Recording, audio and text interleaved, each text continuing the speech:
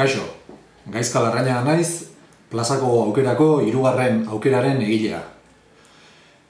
Proposamen hau egiterakoan, analisi bat egin genuen.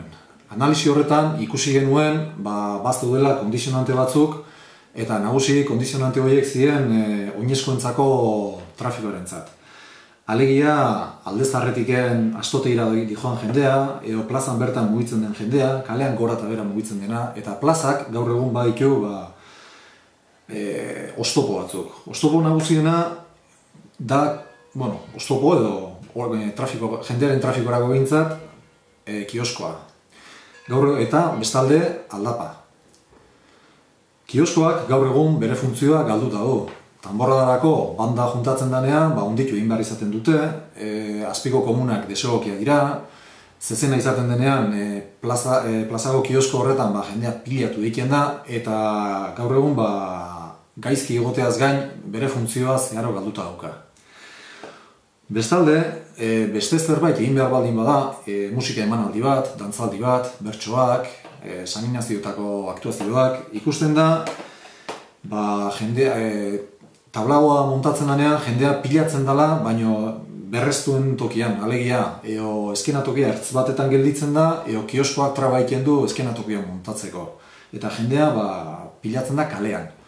Orduan hori guztia ikusita, gure proposamena bideratzen da alde batetik plazako kioskoa atzeratzea, alegia, eskenatoki finko bat egitera plaza berduraren kontra, eta bestalde plazak duen aldapa hori berdintzera.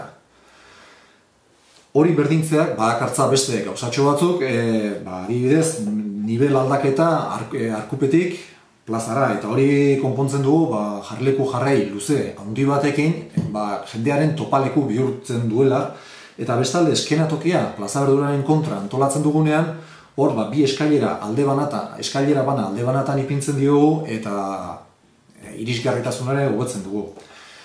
Bestalde honek baduka beste arrazotxo bat, eta da bi mailen arteko desnibela handia denez, eta irisgarritasuna betetzea ezinbestekoa ikusten dugunez, aldapa bat osatzen dugu astotegitik plazara datorren jendearentzat arkupetik mugitzen nahi ez badu, alegia.